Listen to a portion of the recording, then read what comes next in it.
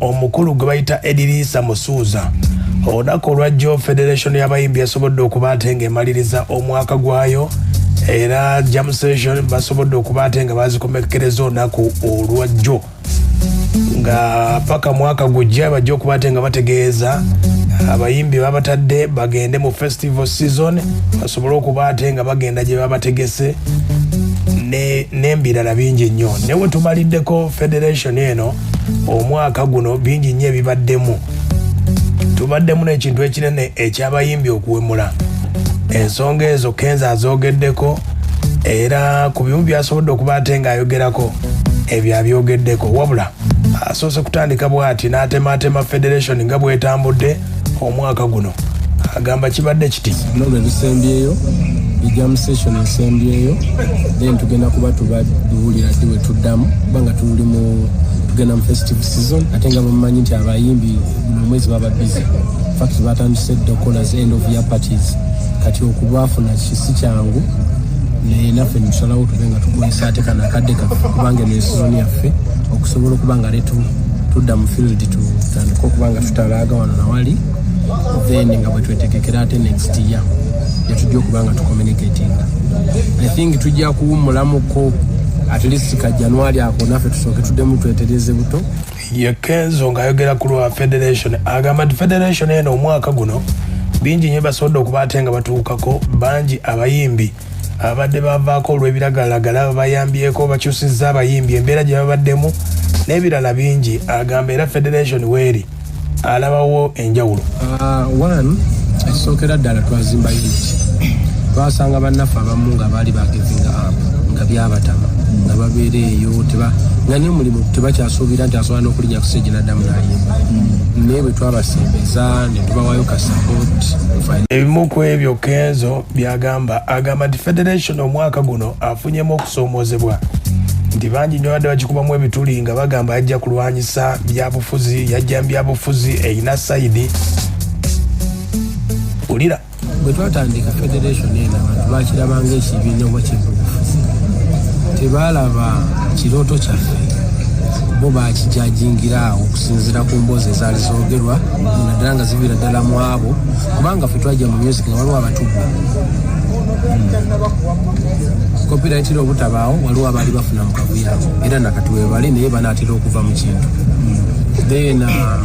obutabeera na bwannannyini ku nnyimba zaffe abantu nga aba CRBTs Telecoms zibadde zitweweera sente zizaagala oba n'obutatuweerako basimu oz abazikulira baali tebatuwenze nange kenyisifunangako yadde n'abayimbi abalala bangi kati nga bajja ne basponsoringa abantu abalala ne batandika okuba Federation tusobole obutabeera kuba baali batedde eddoboozi eryo eryawamu abamanyi nti bano abana banaakuŋŋaana ne batandika okutuula mu zimiitingi alina bye bagenza kale byebimu ku ebyo Kenzo byasobodde okuba ate ng'atangaaza ku Federation nga weemaliriza omwaka gwayo kati embeera eno yatuuseewo ku nsonga ya UNCC olw'ensonga nti ennyimba z'obuwemu zikutte wansi ne waggulu. Vina Mugero Masanyalaze n'aba UNCC basobodde okuba ate nga basazeewo mu kiwandiiko kye baayogedde ne baweerezaako poliisi ne UCC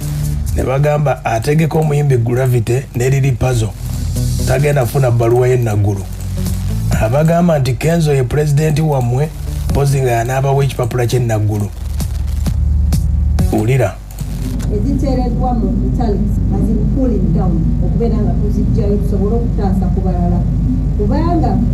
abazadde obutubulabye wano mu vidiyo nga abantu bacomplaininga n'abazadde bagaba nemukola kibale so we are doing the practice resolution endala wano wabaddewo omukulembeze akiikirira interreligious council of Uganda tusazeewo nti abakulembeze b'amadiini bonna kale byebimu ku ebyo basobodde okuba ate nga basazeewo aba UNCC nga Fiina Mugero Masanyalaze wano Eddie Kenzo agamba UNCC tesobola kugaana muyimbi kuyimba yonna mu nsonga eno UNCC bayinza okuba balinamu okusika omugwa wakati wa Federation ulira Eddie Kenzo ye bwagambye mbu tewali ayinza kugaana Gravity ne Lili Puzzle okuyimba teyina mandate bagana kuyimba ate teyina mandate eri basamuninga wabula balina ndowooza ng'abakulembeze balina kubayita ne boogera nabo mu buki bulungi kintu kye bataakola bo bakwata kipapula nga bakikuba ku mukutu ku maswasi nvumirira nnyo abantu abayimba ennyimba nga tebabisse ku bigambo oba saagala muntu ayonoona culture fe tuli bafirika we respect culture ate we have to follow guide the line rules abazadde baffe zibaze batuterawo abazeeyi you have to respect naye sometimes omukulembeze abamukulembeze omuntu oyinza okumulaba ng'ayimbye oluyimbo to be honest nga gwe tomanyi naye ng'alina kyakoyina Eddie Kenzo agamba nti abayimba ennyimba z'obuwemu balina bye bayitamu abaffe pulezidenti obadde otya Kenzo watangazizza ku nsonga eyo era agambye tewali ayinza bagaana kuyimba abuuza UNCC lwaki evaayo kadde kano bulijjo erinda ki abayimbi bayita mbingi ne UNCC lwaki bajje nnyo olwaleero eyita ababba ennyimba z'abayimbi for example telecoms kirebangako meeting nga bagiyise ku lwatu ne bakwata ekipapula ne bakikuba ku intaneti pa TMTN mujje munnyonnyole ekitomusasula abayimbi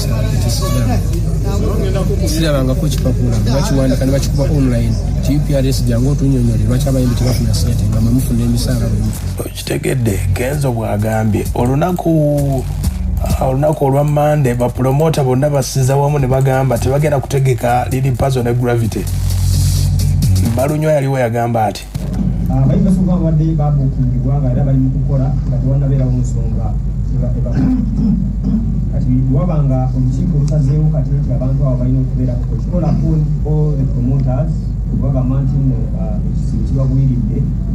naye nga kigwiriddeko kigwiridde n'abayimbi bennyini okumanya nti nno tugenda mu festivals kati solution eno manyi nti egenda kuteekebwamu kale kati embeera bweri bwetyo Gravity ne Lili Puzzle bali mu lockdown babakwata nga bayimba gwe yakitegese goona lugwamu Kenzo agambye atya agambye bajja kuyimba mpozi nga si ye pulezidenti w'abayimbi wulira muno abayimbi balina okudda genda bayimbe ku stage senga abantu banaaba baagala babagenda okujjako nga ze ku stage abagizi bamwegambira vaayo naye bw'anaaba azze ku stage sikiwa nti nabo balina amateeka gabagamba muveeyo abawagizi be balina mandate yeyo bagamba tewaliwo tteeka mu constitution tewaliyo kintu kigamba nti ekigambo bwe kityo omuyimbi talina kiyimba Eddie Kenzo Katikkiro ayina amateeka ge yataddewo era ku bayimbi baabo waliwo omuyimbi bamuyita Geresom Wabuyi yeyita Gravity omutujju simulabangako nze okujjako ku TV lwaki ayimba ezo ennyimba eziwemula abantu kati ovudde mu kukuza ekitone ozze mu kwesisiwaza abantu n'okubeesittaza era ekiruubirirwa kiki kufuna tutumu abantu bayinza okukubira endulu bwewemula naye webikoma kubanga ekikula amangu era kifa mangu singa Fred Sebata yali atuwemula emyaka 4 egiyise teri muntu ayinza kumwesembereza ate ne bw'oyagala kwogera bikusike osobola okubyogera owulidde omukulu Eddie Kenzo ku nsonga ya Katikkiro wulira bw'agambye wekitiibwa Katikkiro mutuufu okuba nti tayagala bigambo ebyo biyite ku mpewo za Buganda kubanga Buganda situation ekulira culture tuyinza kuwagira nyimba ebigambo ng'ebyo kuyita ku mpewo so kyeyakoze kituufu nina n'ekyenyiza omusaba ekitiibwa abalenzi bano abayite obanzi nja kumusaba nzikirize mbamutwalire afunemu nabo meeting y'ekyama abasomesa ate amanye n'ensonga zaabwe lwaki bakola usanga balina byebagebenga fula usanga waliwo beetaaga okuyigirizibwa okwenjawulo tujja kulengera ekyekisolvingamu ekinomu ekitiibwa kubanga twagala nnyo ate atuwagirayo era omulaba nnyo ebivulu byaffe basaasiza okuliwage abeera mu Serena Home story time not because nti ayagala genda out Kenzo abayimbi abakwasa ekyejo abawagira agamba nti abayimbi balina bye bayitamu ba Lili Puzzle ba Gravity kwe kuwemula bwe kutyo ne Lili Puzzle bamuwoniza wulira waliwo n'omulala bamuyita Yasini Mukasa ate n'oyo we waffe eri Buddu ab'Ebuddu tutera kwekole yeeyita Lili Pazo. Ebyo ebintu bayimba byaki ebintu ebyokuyimba bingi nnyo tulabye abantu bano nga bayimba Lydia Jasmine osimuulirangako ng'awemula naye alina byayimba nenda abantu balina obubaka bwaweereza naye ng'ate abavubuka byayimba byonna babyagala. Lwaki omuntu omulala alowooza nti byayimba tebajja kubyagala? Kyagala kwewa budde, kyagala kwesembereza abaludde mu kisaawe. Omulimu guno ogw'ebitone muzibu nnyo abantu kitegedde byebimu ku ebyo bwe basobodde okuba ate nga bategeeza kati bapromota ab'enjawulo okuli Abitex ne Balamu.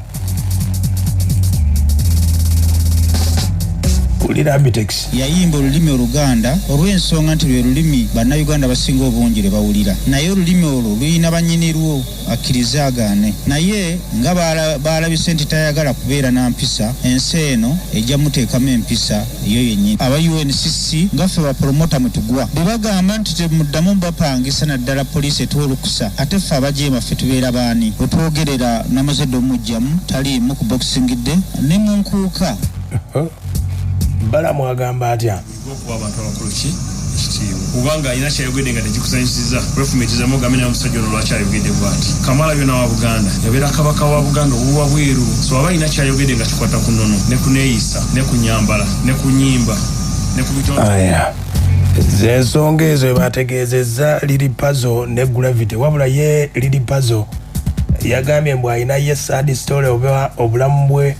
obwennaku gyayiseemu ndowooza bakwekuwemula. Omanyibira Peter Mugwe oyagala kubulira gwe sad story about my life gwe nga ne lwekwesa lwembala gwe bombo kilati otegeera nzine Katonda okumpa kyasa abantu ne baddamu ne bampuliriza it's a blessing zigwe oyagala kubulira gwe sad story about me gwe oyagala kubulira sad story about me gwe ogamba abantu baleme kuddamu kumbukinga gwe bombo kilati oyagala kubulira sad story gwe about me about my life gwe okuva lwe nave bombo gwe kubulire gwe madafaka gwe dikezo gwe gavumenti ino nvaako wanatafiirwangako mirimu gwolowooza ffenna twasoma obwalooya gwolowooza ffenna bagenda kutuwa emirimu nga bw'obadde otudde ne bakyalibo gwolowooza ffenna bagenda kutuwa mu poliisi nga bw'obadde otudde ne bakyalibo gwolowooza ffenna bagenda kutuwuliriza